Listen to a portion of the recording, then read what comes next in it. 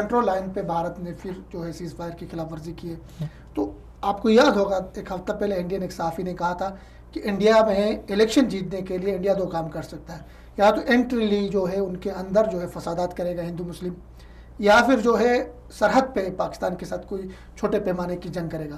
तो कहीं इसी की तरफ पेशरफ्त तो नहीं हो रही है अशोक ने जो कहा था उसकी तरफ? नहीं, पाकिस्तान के साथ जंग नहीं कर सकता इंडिया। जो हालात बन रहे हैं नहीं करेगा कभी भी, क्योंकि अफगानिस्तान का मसला जो है वो बहुत अपने पीक के ऊपर पहुंचा हुआ है। तो इस सूरत के अंदर अगर इंडिया पाकिस्तान के साथ जंग छेड़ता है तो ये सारे का सारा मसला ख़राब हो जाएगा। और मेरे ख्याल से आलमी ताकतें कभी भी इसको सपोर्ट नहीं करेंगी, बल्कि आलमी ताकतें इसके ऊपर दबाव डालेंगी।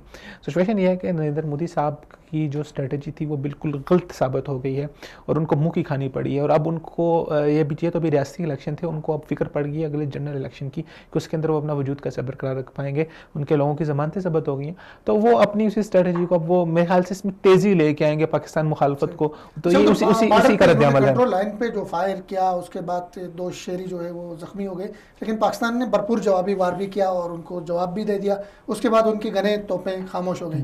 तो पाकिस्तान मेरे ख्याल में कंट्रोल लाइन पे होने वाली किसी भी इस तरह की सीज फायर की खिलाफ वर्जी, इस तरह के दहशतगर्दी को पाकिस्तान बर्दाश्त नहीं करेगा।